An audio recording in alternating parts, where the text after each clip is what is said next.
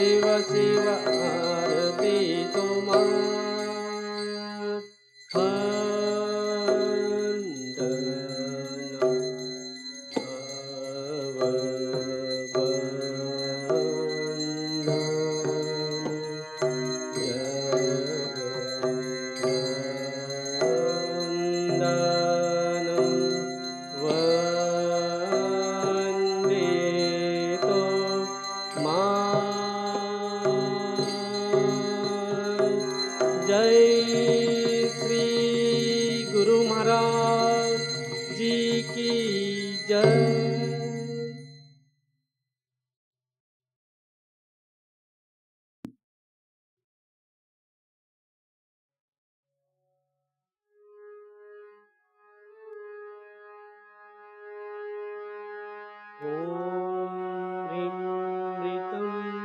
त्वमचलो गुणजीर्गुणेभ्यः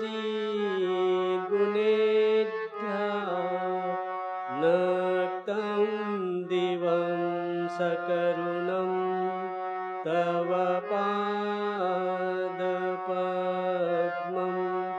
मोहं कषं बहुकृतं न भजे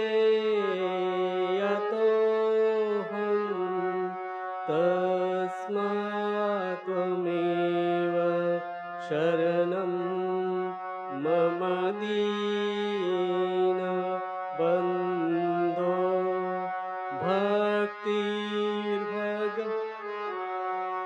भजनं भवभेदकारी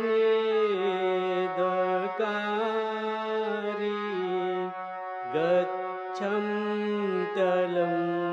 सुविपुलं गमनाय तत्त्वं वक्रोद्धृतोऽपि हृदमे न च भाति किञ्चित् तस्मात् त्वमेव शरणं मम दीनबन्धो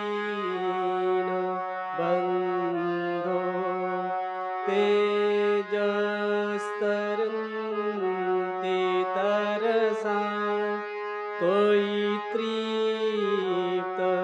तृष्णा रागे कृते ऋतपथे त्वयि राम कृष्णे मर्त्यामृतं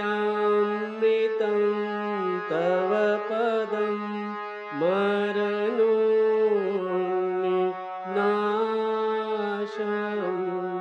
तस्मात् त्वमेव शरणं मम दीनबन्धो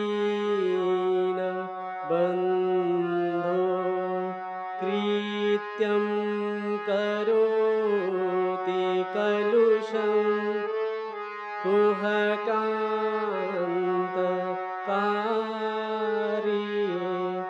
श्रान्तं शिवं सुविमलं तव नाम नाथ यस्मादहं त्वशरणो जगदेकगम्य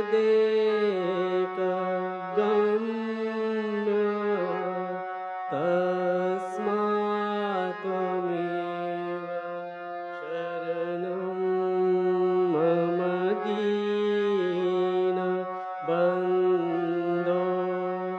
ॐ स्थापकाय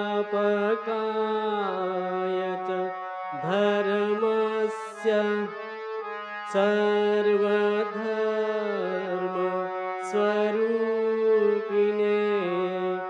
अवतार वरिष्ठाय रामकृष्णाय ते नमः।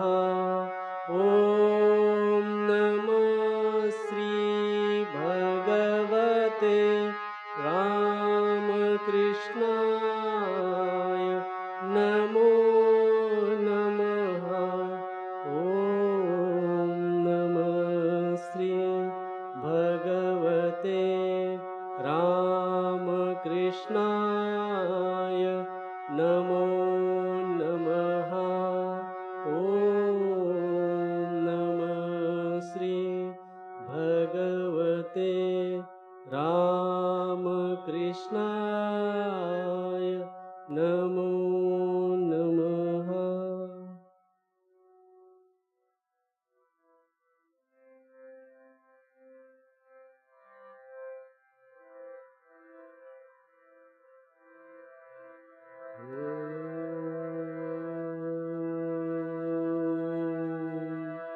सर्वमङ्गल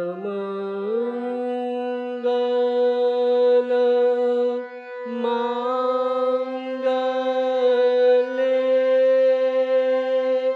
शिवे सर्वार्थसाधिके शरण्ये त्र्यम्बके गौरी नारायणी नमोस्तुते।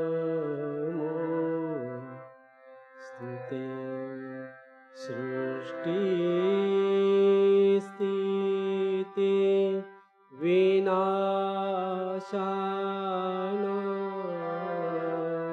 शक्ति भूते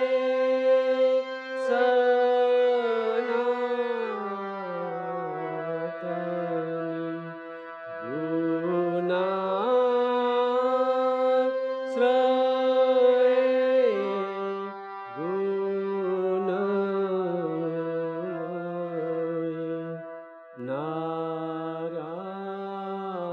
नारायणी नमोस्तुते।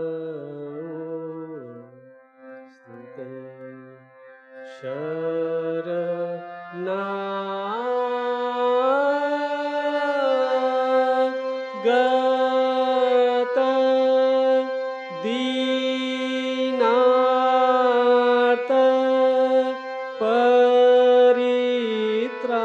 परित्राण परायणे सर्वशान्ति हरे देवी नारायणी नमोस्तुते। जय नारायणी नमोस्तुते। जय नारायणी नमोस्तुते।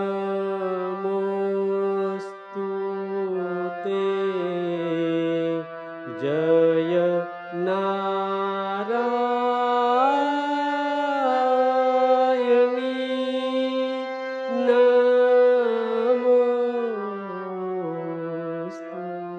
नमोस्तुते। जय नारायणी नमोस्तुते।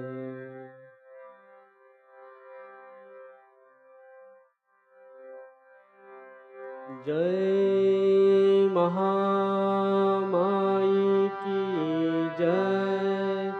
जय भगवान श्री रामकृष्ण देव की जय। जय स्वामी जी महाराज जी की जय। जय श्री सरस्वती माई की जय।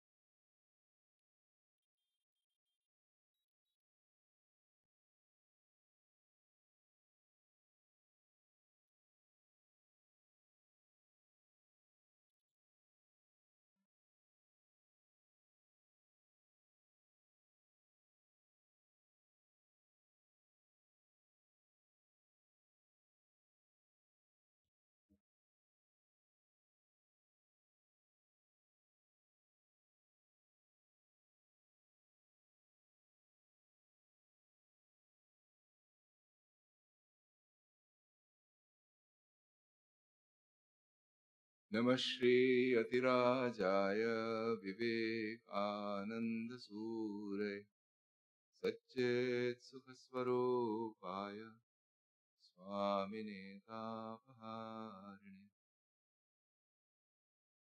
So yesterday was Saraswati Puja. There is one particular line in a prayer there which is probably relevant to what we are discussing. The last line is something like Samang Patu Saraswati Bhagavati Nishesha Jadhya Apaha. Jadhyapaha. Jadhya means Jadata. Jadatva. That means basically the forces of darkness, rigidity in us, stubbornness, essentially what we associate with being things which we literally jada means matter, yeah? Physical matter. And there is an aspect of our being which is subject to the laws of the physical world. So when one is talking about Nishesha Jadhyapaha, it's essentially that force of light or knowledge that removes this dependence on materials or matter completely. It's an aspiration for greater light, for greater knowledge, for greater clarity. This is phrased in the form of a prayer, but it is really the aspiration that is expressed in these lectures of Vivekananda, in particular, this lecture on the Absolute and the Manifestation that we have been dealing with. So it is in this spirit that we will continue to discuss this question that arose at the beginning of this lecture, namely, how does the Absolute become this manifest world? This was the question that was raised by Vivekananda at the outset, at the beginning of this lecture, and he is proceeding to analyze this question itself. See, when we raise deep philosophical questions, the answers to these questions are not really meant to be theologies, meant to be doctrines. It's the process of questioning and obtaining greater clarity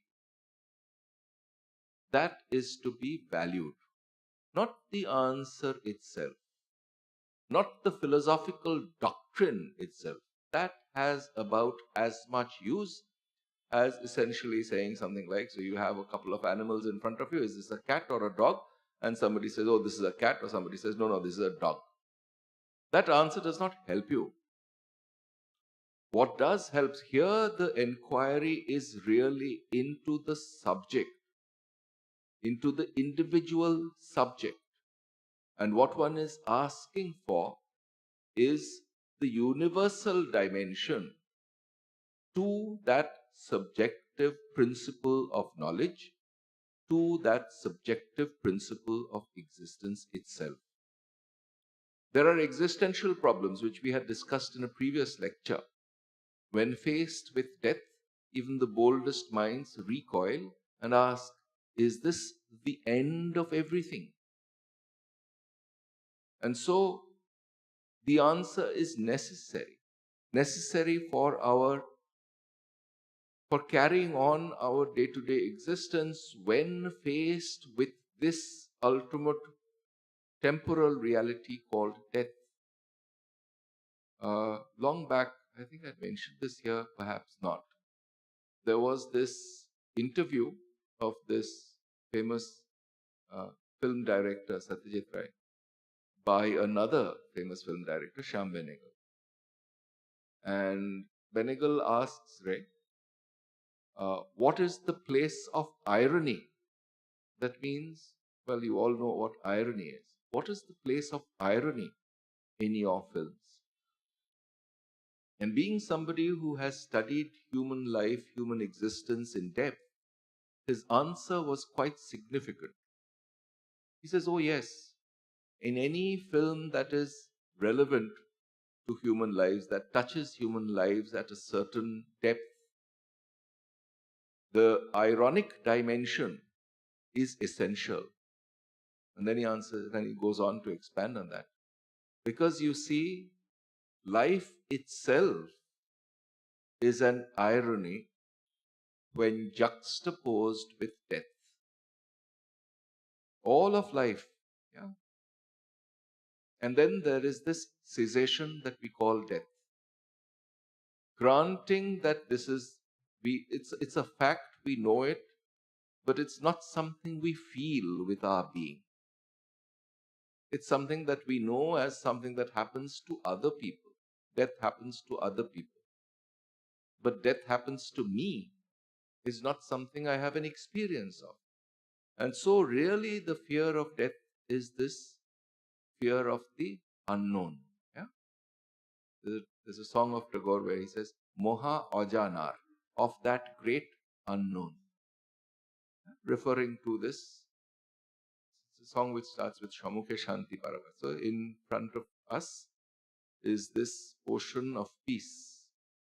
Yeah? And there is Moha Ajanar. So basically the mystery that one gets an idea of this great unknown by looking and trying to understand what this death is about.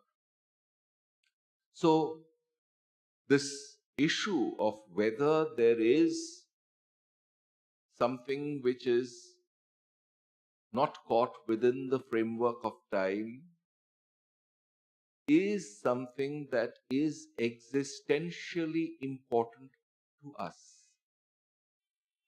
Given that each of us is a living being right now and each of us has to face death at some point of time, the question whether there is anything about this being which,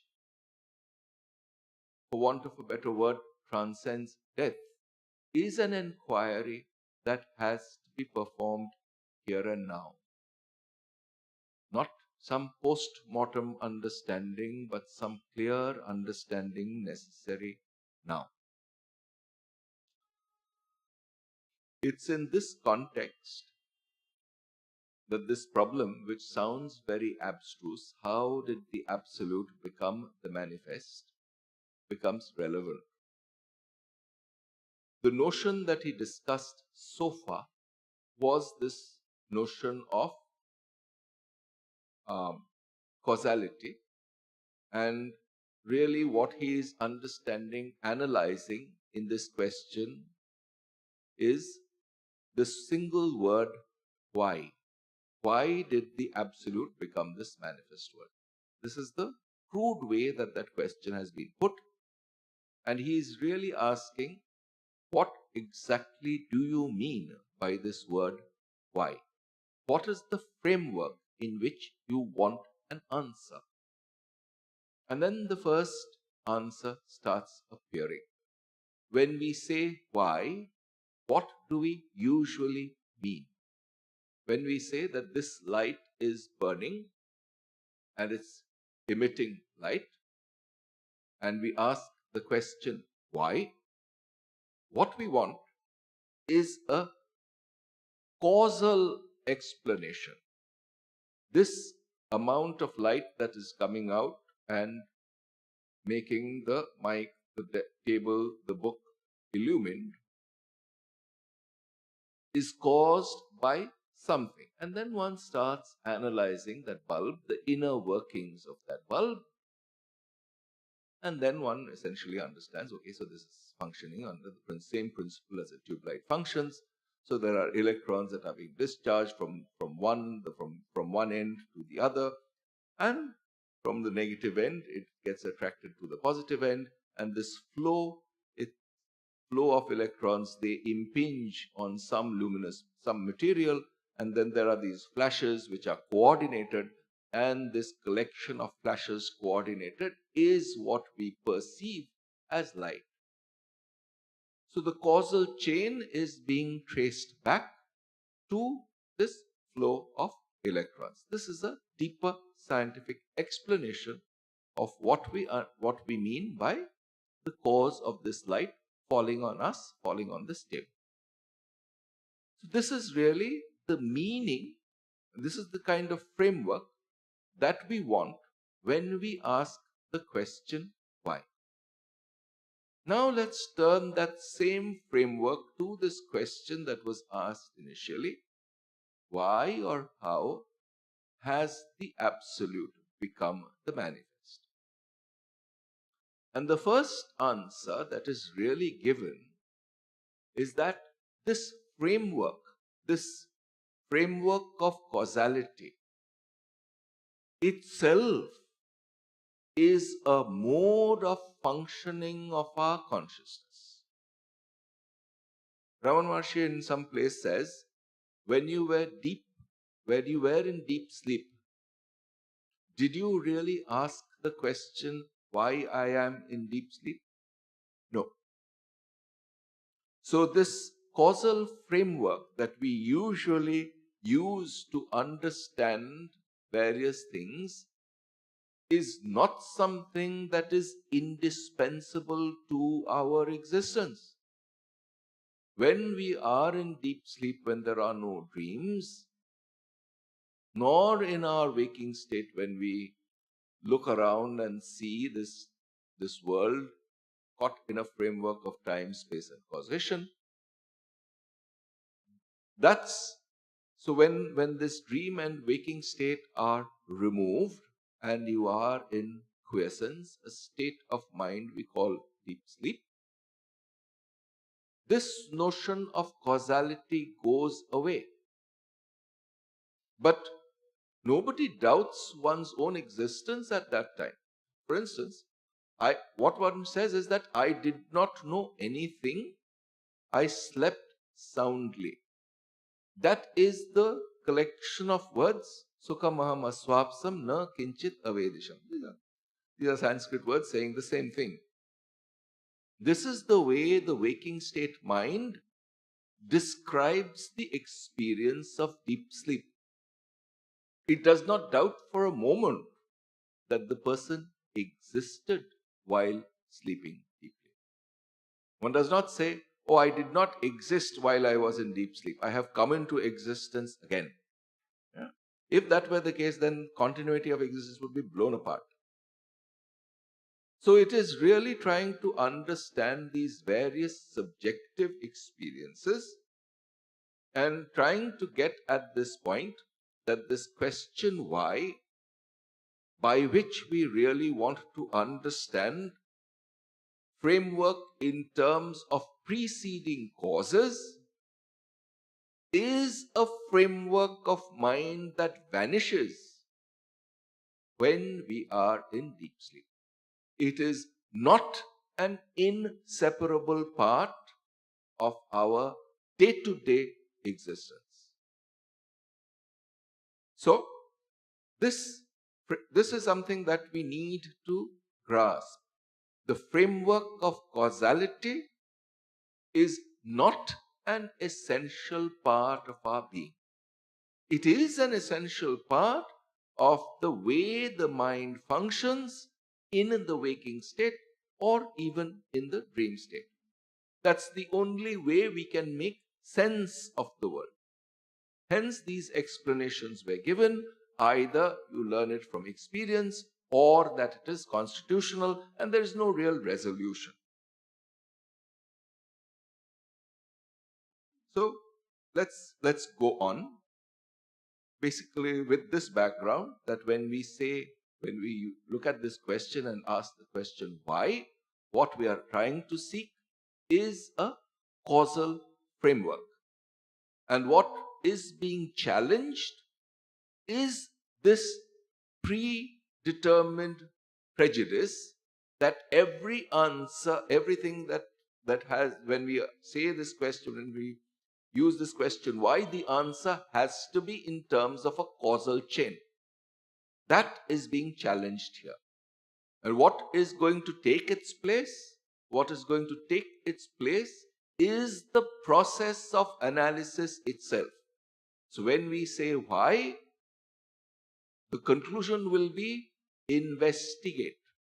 The conclusion is not a doctrine, not a dogma, not a set of words which pretends to give an answer, but rather the practical suggestion, find it out for yourself through subjective analysis, through introspective analysis or investigation. We shall see later, and this question has never been settled, we shall see later on what the Vedanta has to say about it. But first we have to understand this, that the very asking of the question why presupposes that everything round us has been preceded by certain things and will be succeeded by certain other things. The other belief involved in this question, look, what he says is belief. There is an unexamined belief here, which he is pointing us to. When we ask this question, why, we are not looking at the foundations of our mind, but we are taking the foundations of our mind for granted and then asking why. No, you have to give me an answer in terms of my prejudices. What is being done here is the question is being turned around and the questioner is being asked, where does this question come from? What is the framework in your mind that leads to these questions? So the answer is not to give a doctrinaire answer, but rather to train the mind towards further enquiry. The answer has to be sought for oneself. It is not going to be given. No answer given from outside is going to be satisfactory. That anybody who has gone through this understands. And so, being a past master at this inquiry, Vivekananda is turning the question around and saying, perform this act of inquiry, basically perform this act of subjective analysis, subjective introspection. Very asking of the question why presupposes that everything round us has been preceded by certain things and will be succeeded by certain other things. The other belief, mind, involved in this question is that nothing in the universe is independent, that everything is acted upon by something outside itself. Interdependence is the law of the whole universe. In asking what caused the absolute, what an error we are making, he is essentially exposing the foundations from which this question arises. He's not answering the question, he's performing an act of enquiry here. To ask this question, we have to suppose that the absolute also is bound by something, that it is dependent on something, and in making this supposition, we drag the absolute down to the level of the universe. What he is doing is he is exposing a certain foundational contradiction, a foundational inconsistency in the way we think. When we are asking, how does the absolute become the finite? Then we are really asking for an answer in terms of things that our minds can grasp. We have limited minds.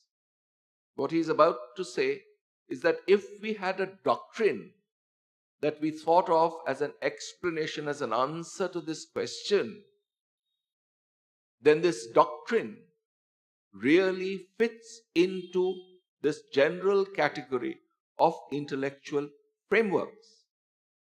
Those by their own very nature, are limited. How can something that is limited encapsulate what is signified by this word, the absolute, which is really signifying something that is unlimited, that is not bound by limits? When he uses the word infinite, what he really means, not an infinite in terms of space or material stuff, but in terms of mental realities, things which cannot be encapsulated by intellectual, moral, mental, emotional frameworks. And so when we ask this question, how does the absolute become the manifest world, and want an answer, then this answer cannot be something that encapsulates the absolute, which means that the resolution of this problem cannot be in terms of a doctrine. If anybody gives an answer, that answer cannot encapsulate the what is being signified by this word absolute. Yeah?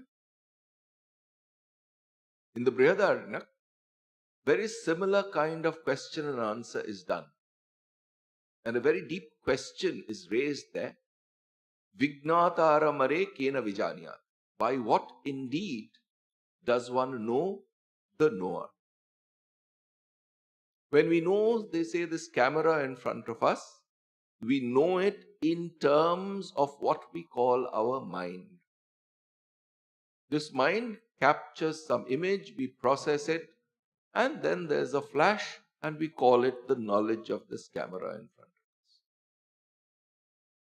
But that which knows this camera, we give words to it. We call it consciousness. We call it jnata, etc., etc. It is a universal dimension of everybody's experience. But how do we catch hold of it? That really is the problem that is being posed here. And the answer that he is suggesting is there's a process to be undergone. That process is one of inquiry, introspective self-analysis, getting to the bottom of one's own mind. Nobody else can do it for you. Nor can your senses moving outside in the world grasp it. It is really getting to the bottom of this psychological phenomenon, this universal psychological phenomenon called the gaining of knowledge. What? Basically, it's asking the question of oneself.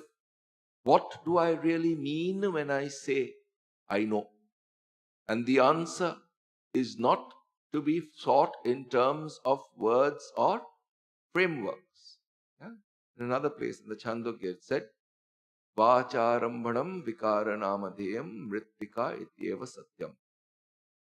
Anything that is encapsulated in terms of concepts, words, etc., etc., is Vacharambhanam vikaranamadheyam. Yeah? Namadheyam. That means caught in terms of words or forms. And that is vikara. These are limiting frameworks superimposed on what? On that aspect of our being which is not expressible in terms of words, but which is there with us all the time. This consciousness has this strange paradoxical nature to it. Every moment when we live, when we experience, this first person experience presupposes consciousness. On the other hand, when we try to express it in terms of other things, we fail miserably. Why? Because what we are doing is self-contradictory. We are trying to get a third-person explanation for a first-person experience. In other words, we are seeking the answer where the answer cannot possibly be found. I had mentioned this story of Nasiruddin, who was supposed to be a mystic from ancient Persia. Yeah. Hunting, one has lost a key inside the house, and one is hunting for it under a tree, under a lamp in a street. And then being asked, why are you hunting for it here? He says, you know that my room is empty, is dark? How will I be able to find the key in the dark? So I am hunting for it where there is light. What is being conveyed? We are hunting for an answer.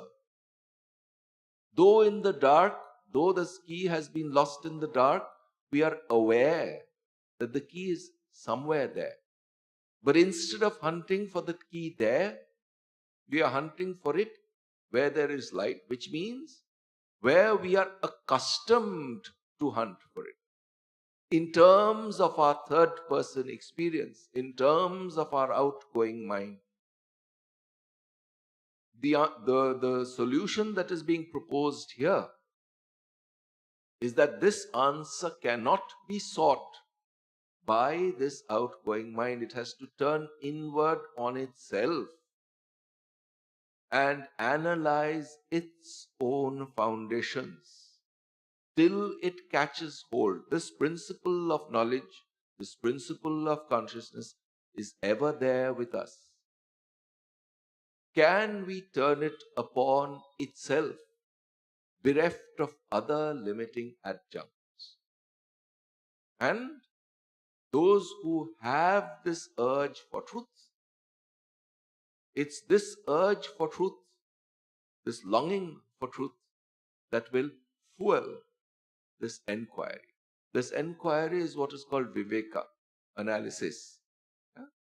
And this longing, yeah, is called by two different names depending on the kind of mind one has.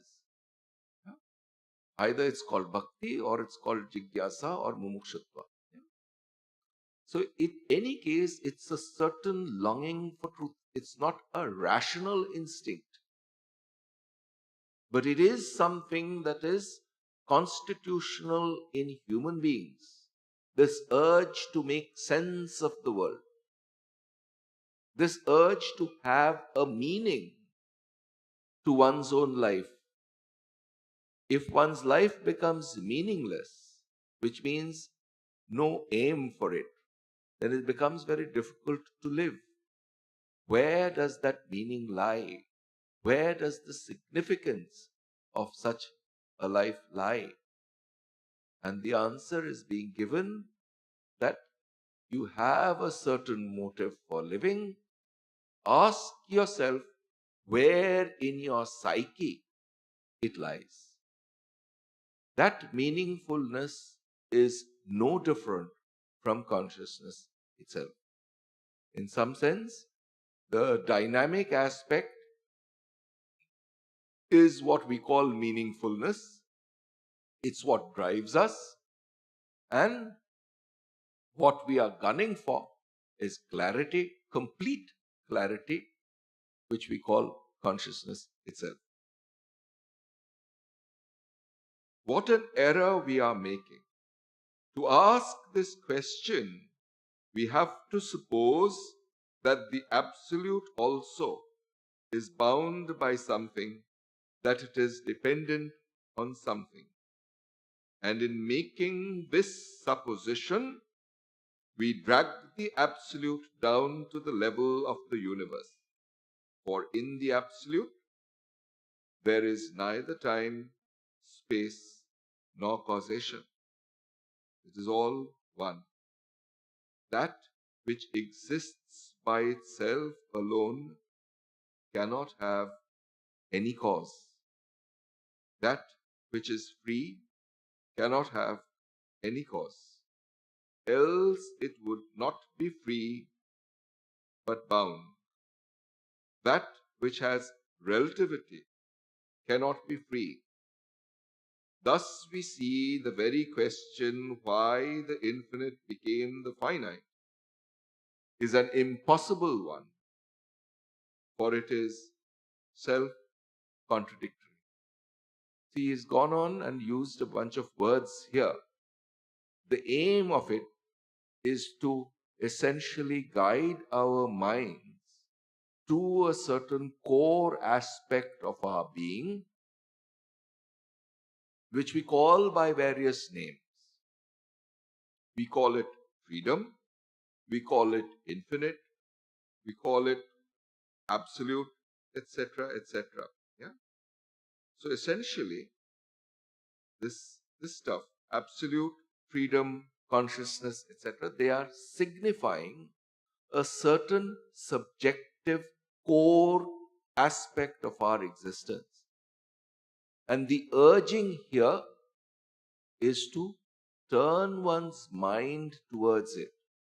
If we want to catch hold of it in terms of some framework, in terms of some intellectual doctrine, in terms of some theological doctrine, devotional doctrine, we are going to fail. That is what is being said here. What is needed is this practice of inquiry. You are asking this question, why? Turn your mind inward upon yourself and get at that aspect of one's own psyche from which the question emerges. What is the foundation? What are the prejudices? What are the suppositions? What are the assumptions in me that lead me to ask this question?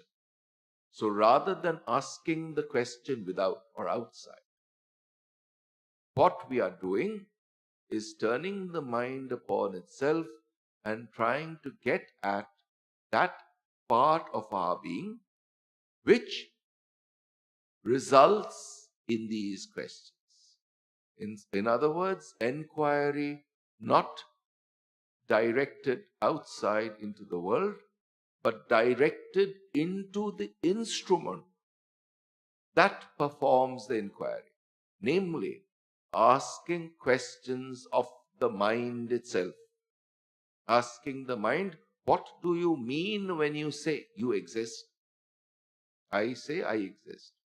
What does it mean to me? I want to lead a meaningful, satisfying life. What do I mean by a meaningful life?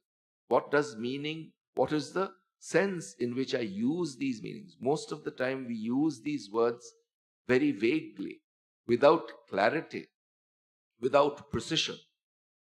And what this enquiry is supposed to do is it's supposed to clear the mind of this dross, clear the mind of this kind of unsystematic thinking. It is supposed to train the mind towards one-pointedness, fueled by this urge for truth. Yeah? Atma Tattva, yeah, so there in Vivek Chudamani of Shankara, this is the definition that is given. Atma Tattva Anusandhanam Bhakti Ritya Parejago. What is the meaning of bhakti in this framework? Atma Tattva Anusandhana.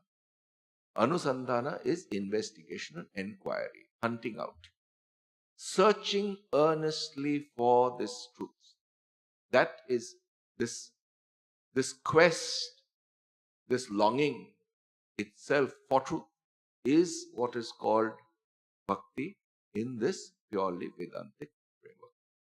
That is the quality that we need to cultivate, and it can be cultivated through this process of inquiry by trying to hold on to our center of consciousness, basically where we feel this sense of I all through, yeah? Basically at every point of our existence. This is called maintenance of alertness, awareness.